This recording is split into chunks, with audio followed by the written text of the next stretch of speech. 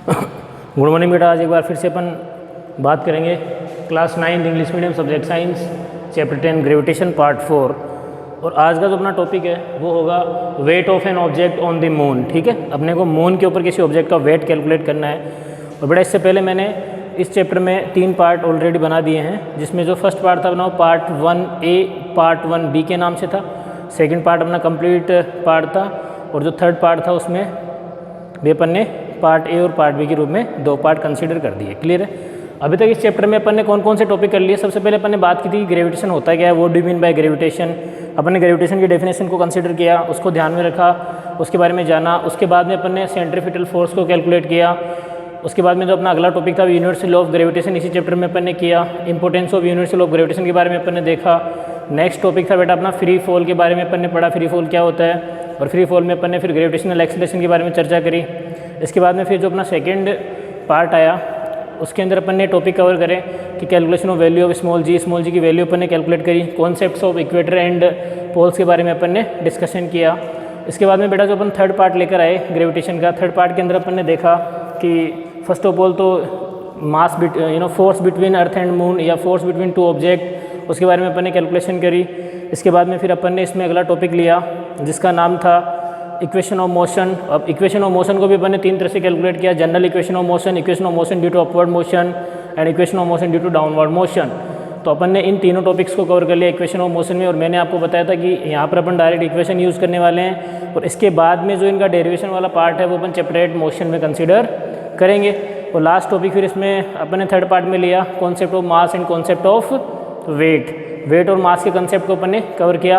बेटा वहाँ पे जो वेट का कंसेप्ट था उसमें खाली आपको एक चीज़ चेंज करनी है, वहाँ पे जो वेट था वो प्रोपोर्शनल जी ना होकर एम होगा, क्योंकि जी की वैल्यू तो डिफरेंट होती है और मास के ऊपर कोई इफेक्ट नहीं पड़ेगा। तो आप ये चीज़ कवर कर लीजिएगा वहाँ पे। ठीक है, अब आज का टॉपिक अपन देखते हैं wait of an object on the moon. Moon के ऊपर अपने को किसी ऑब्जेक्ट का वेट कैलकुलेट करना है बेटा। ठीक है, तो बेटा अपने को पता है weight of an object on moon मतलब मून के ऊपर किसी ऑब्जेक्ट का वेट कैलकुलेट करेंगे। कैसे कैलकुलेट कर पाएंगे कि एक तो मून तो खुद ऑब्जेक्ट हो गया, और जिस ऑब्जेक्ट का वेट कैलकुलेट करना उसका भी अपन फिर मास कंसीडर करेंगे। तो अपने पास 2 ऑब्जेक्ट हो गए, अपन क्या लगा सकते हैं, यूनिवर्सल लॉ ऑफ ग्रेविटेशन लगा सकते हैं। तो उसके हिसाब से क्या हो जाएगा, F equal to G capital M small m upon D square. और चूँकि रेडियस की बात हुई तो डी को रिप्लेस कर देंगे R से डी को रिप्लेस कर देंगे R से। तो F कितना हो जाएगा, G capital M small m upon R square. Clear, equation number 1। चूँकि अपन बात किसके रेस्पेक्ट में कर रहे हैं, मून के रेस्पेक्ट में, तो F equal to G mass of moon into जो ऑब्जेक्ट है उसका वेट कैलकुलेट करें वो अपॉन रेडियस ऑफ मून का स्क्वायर। ये इक्वेशन नंबर अपना 1 हो जाएगा। ये अपना इक्वेशन नंबर 1 हो जाएगा। चूँकि जो वेट है वही फोर्स है, और इसको अपन बोल देंगे वेट ऑफ मून। वेट अपन कैलकुलेट कर रहे हैं, तो weight of moon equal to G capital M small m into small m upon radius of moon square. Equation number 2। तो ये मून के ऊपर किसी ऑब्जेक्ट का क्या होगा, टोटल वेट हो जाएगा।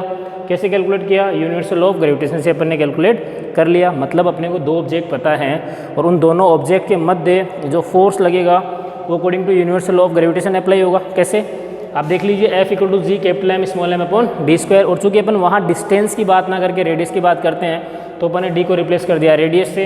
तो F equal to G capital M small m upon R square. और चूँकि मैंने आपको बताया था वेट भी एक प्रकार का फोर्स होता है जो डाउनवर्ड एक्ट होता है, जिसकी ऐसे यूनिट न्यूटन होती है। तो अपन ने फोर्स को वेट ऑफ मून से रिप्लेस कर दिया, और यहाँ पर अपन ने मास of moon into object upon radius of moon का स्क्वायर ले लिया। तो ये अपना इक्वेशन नंबर 2 आ गया किसके रेस्पेक्ट में, ये अपना इक्वेशन नंबर 2 आ गया किसके रेस्पेक्ट में, weight of on object on moon. अब इसी प्रकार से अपन अर्थ के रेस्पेक्ट में कैलकुलेट करेंगे, फिर दोनों का रेशियो फाइंड कर लेंगे, क्लियर है। तो अब आगे देखते हैं अपन, ये अपने काम का इक्वेशन है। अब इसी प्रकार से अगर कोई ऑब्जेक्ट अर्थ के ऊपर है उसके बारे में अपन फोर्स कैलकुलेट कर लेंगे according to universal of gravitation. तो F is equal to G capital M small m upon D square. और चूँकि डी को रिप्लेस करेंगे रेडियस से, तो F is equal to G capital M small m upon R square. और अपन बेटा बात किसकी कर रहे हैं, रेस्पेक्ट टू अर्थ के बारे में। तो अर्थ के हिसाब से अपन बात कर लेंगे।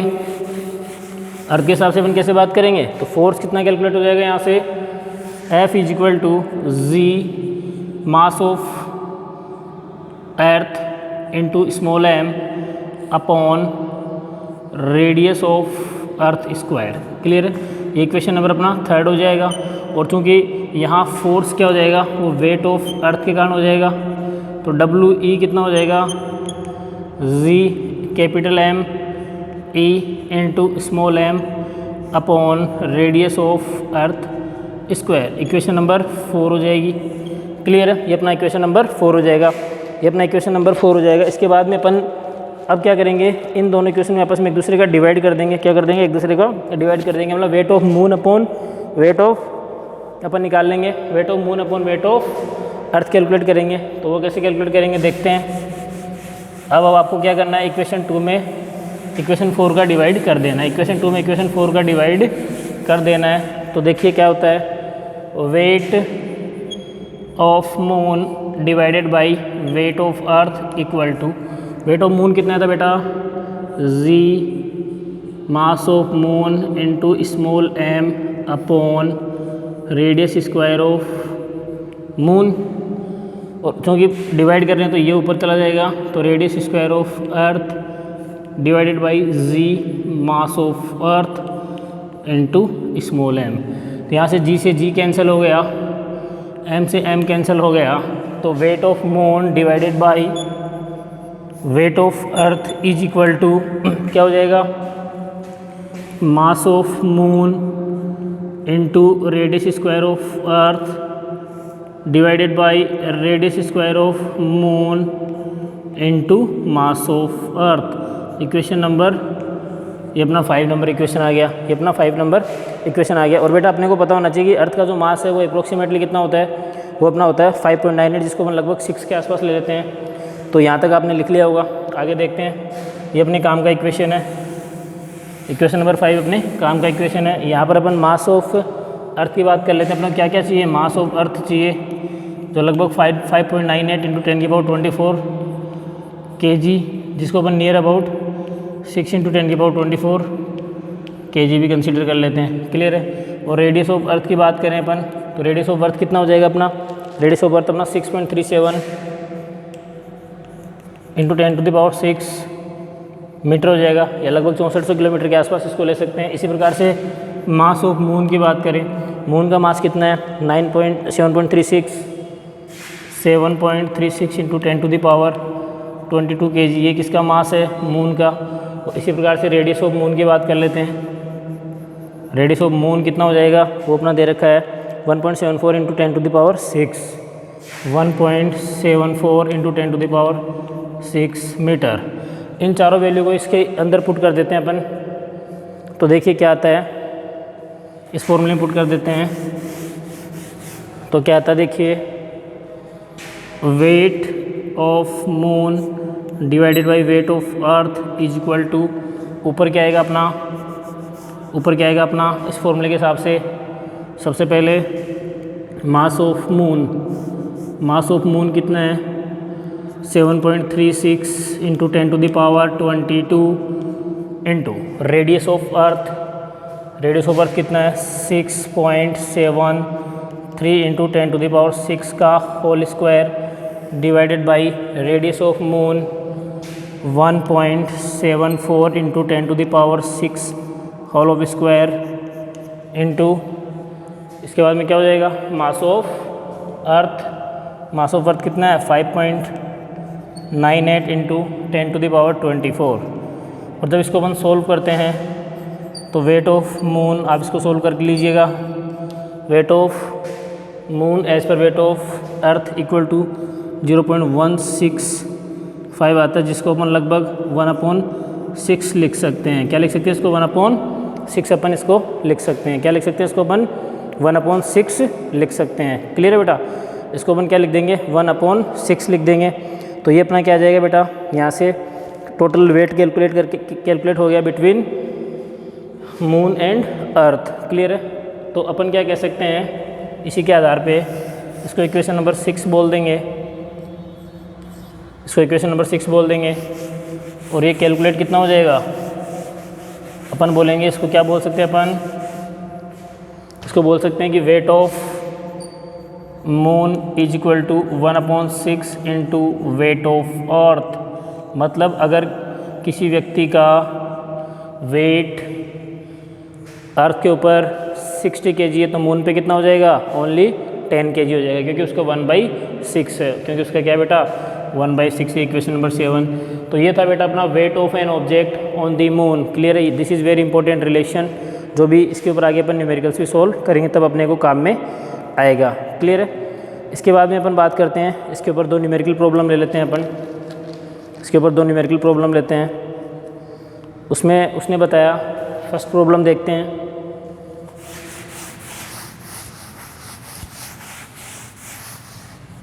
फर्स्ट प्रॉब्लम देख लेते हैं। उसने कहा किसी व्यक्ति का जो वेट है वो, उसने कहा है कि किसी व्यक्ति का जो वेट है, mass of an object is 10 kg, what is the weight on earth. ठीक है, मतलब मून के ऊपर किसी व्यक्ति का वेट कितना दे रखा है? मून के ऊपर किसी पृथ्वी के ऊपर किसी व्यक्ति का वेट मास दे रखा है कितना? क्वेश्चन है, अर्थ के ऊपर किसी ऑब्जेक्ट का मास कितना दे रखा है अपने को? 10 kg। तो मास कितना दे रखा है? 10 kg दे रखा है, और वेट ऑफ अर्थ अपने से पूछ रहा है। तो चूंकि मास 10 kg है तो ग्रेविटी उसके ऊपर एक्ट हो जाएगी, तो W = मास इनटू ग्रेविटी। तो W = मास का वैल्यू कितना? 10, ग्रेविटी कितनी? बोलिए ग्रेविटी कितनी? 9.8। पॉइंट हटा के नीचे 10 लगाएंगे, 10 से 10 कैंसिल हो जाएगा, वेट कितना जाएगा? 98 न्यूटन। कितना वेट हो जाएगा? उसी ऑब्जेक्ट का वेट 98 न्यूटन होगा, जबकि उसका मास कितना है? 10 kg है। और concept of mass and concept of weight में अपने अच्छे से डिस्कशन कर रखा है कि आप चाहे आउटर स्पेस में, मून पे, अर्थ पे, कहीं पे भी चले जाओ, mass of object is always constant, it is depend on inertia. Mass of object किस पे डिपेंड करता है? इनर्शिया पे डिपेंड करता है, और ये 1 + 2 अनदर प्लस कभी भी चेंज नहीं होता है। और मास ऑफ जो ऑब्जेक्ट है वो बेसिकली क्या रहता है? हमेशा कांस्टेंट ही रहता है, और ये इनर्शिया के ऊपर डिपेंड करता है। But weight of object is always different for different position, because it is depend on gravity, and you know that gravity is different for different object. अलग अलग ऑब्जेक्ट्स की ग्रेविटी क्या होती है बेटा? अलग अलग होती है। तो अपन क्या कह सकते हैं कि यदि किसी ऑब्जेक्ट का मास अर्थ के ऊपर 10 kg है, तो उसी ऑब्जेक्ट का वेट कितना हो जाएगा? Approximate 98 Newton. तो उसका 98 न्यूटन के आसपास क्या आ जाएगा? वेट आ जाएगा। इसी प्रकार से एक क्वेश्चन उसने और दिया है, प्रॉब्लम नंबर 2। प्रॉब्लम नंबर 2 उसने ये दी है अपने को, क्या दिया अपने को? An object wait 10 Newton when measured on the surface of earth. मतलब अगर किसी वस्तु का अगर अपन वेट मेजर करें अर्थ के ऊपर, तो वो कितना दे रखा है अपने को? 10 न्यूटन। तो weight of earth of an object is 10 newton. तो वो पूछ रहा है कि मून के ऊपर उसी ऑब्जेक्ट का कितना वेट हो जाएगा।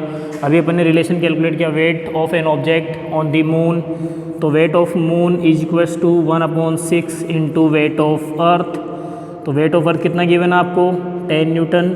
तो weight of moon equal to 1/6 into 10, that means 10 divided by 6, 6 1 जा 6, 6 6 जा 36 एंड 36। क्लियर है? तो 1.66, क्योंकि रिपीटिंग वैल्यूज आफ्टर डेसिमल, तो इसको इंक्रीज करके लिख देंगे। तो weight of moon equal to 1.67 क्या? न्यूटन। कितना आ जाएगा बेटा? 1.67 न्यूटन आ जाएगा। क्यों? क्योंकि उस ऑब्जेक्ट का जो वेट है वो अर्थ के ऊपर 10 न्यूटन है, और अपने को उसका वेट कैलकुलेट करना है कहाँ पर? मून पर उसका अपने को वेट कैलकुलेट करना है। तो मून पर उस ऑब्जेक्ट का वेट कितना हो जाएगा? लगभग 1.67 न्यूटन हो जाएगा। क्लियर है?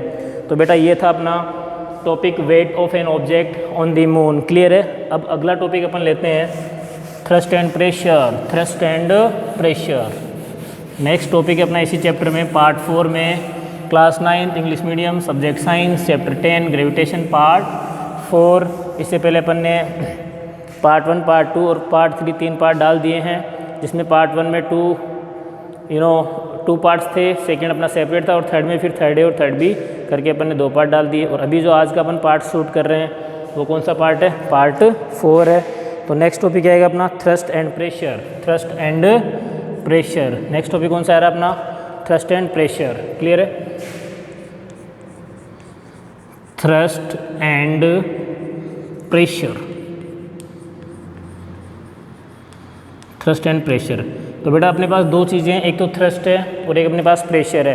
बेटा आपने देखा होगा कि जो कैमल है वो इजीली डेजर्ट में मूव कर पाता है, और अपन अगर डेजर्ट में चले तो अपने को थोड़ा सा ट्राइडनेस फील होती है। इसी प्रकार से अपन देखते हैं जो आर्मी टैंक्स होते हैं वो भारी भरकम चेन के ऊपर भी इजीली मूव कर लेते हैं। अपन देखते हैं वो भारी भरकम चेन के ऊपर भी इजीली मूव कर लेते हैं। और हम देखते हैं कि बड़े बड़े विशालकाय ट्रक और बसें का जो टोटल वेट है उनके व्हील्स के ऊपर डिपेंडेड होता है। क्लियर है। इसी प्रकार से अगर अपन बात करें कि जो भी अपने कटिंग ऑब्जेक्ट्स होते हैं उनकी एज शार्प बनाई जाती है, तो इनके पीछे लॉजिक क्या है, इनके पीछे लॉजिक क्या है, थ्रस्ट एंड प्रेशर क्या है।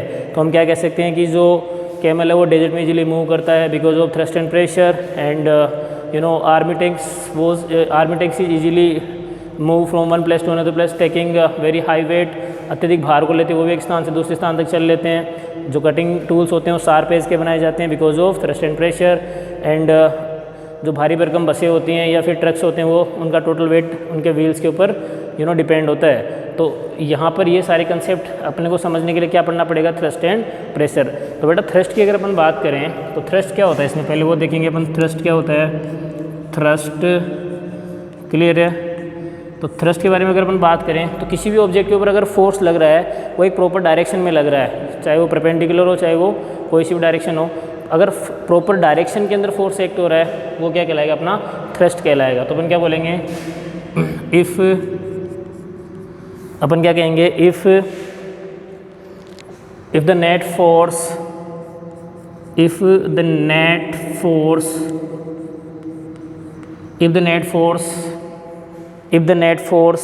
in a particular direction, in a particular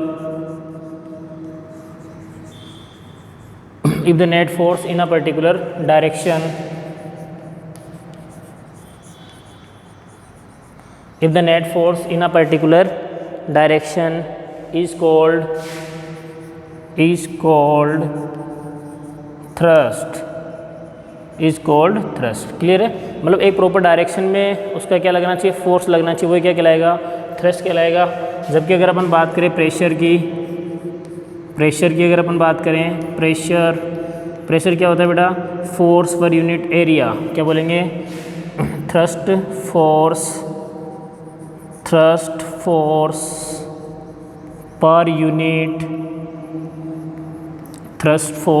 unit area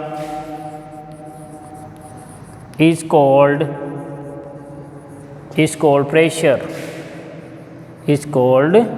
pressure, ठीक है। इसी को अपन क्या कहेंगे बेटा, प्रेशर कहेंगे। किसको, thrust force per unit area. मतलब अगर अपन थ्रस्ट फोर्स के अंदर उसका एरिया से डिवाइड कर दें तो अपने को क्या मिल जाएगा बेटा, अपने को प्रेशर मिल जाएगा। अब अपन देखते हैं कि प्रेशर का फॉर्मूला क्या होता है, वो देखते हैं इसी के अंदर।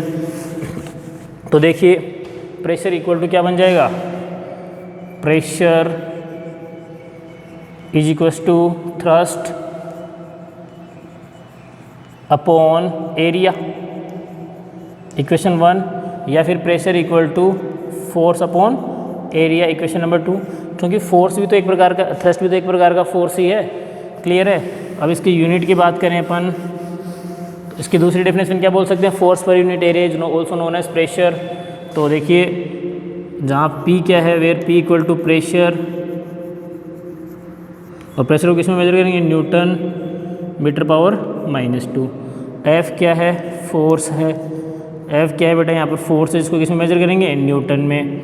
A क्या है, अपना एरिया है। A क्या अपना एरिया है, जो क्या होगा, मीटर स्क्वायर होगा। क्लियर है। बट कभी कभी अपन जो प्रेशर है इसकी यूनिट को पास्कल भी ले लेते हैं, क्योंकि प्रेशर के ऊपर जो वर्क किया वो एक महान साइंटिस्ट, ग्रेटेस्ट साइंटिस्ट जिनका नाम है ब्लेज पास्कल। तो ब्लेज पास्कल ने क्या किया, बेसिकली प्रेशर के ऊपर बहुत ज़्यादा कार्य किया। तो अपन प्रेशर की यूनिट क्या बोल सकते हैं, ये आपने लिख लिया होगा। तो प्रेशर की कितनी यूनिट हो गई, 2 यूनिट हो गई। SI यूनिट ऑफ प्रेशर की बात करें, SI unit of pressure, SI unit of pressure कितनी हो जाएगी, SI यूनिट ऑफ प्रेशर कितनी हो जाएगी, फर्स्ट तो न्यूटन पर मीटर स्क्वायर और सेकंड पास्कल। और ये पास्कल इसकी यूनिट क्यों पड़ी, पास्कल यूनिट क्यों पड़ी, क्योंकि साइंटिस्ट थे कौन, ब्लेज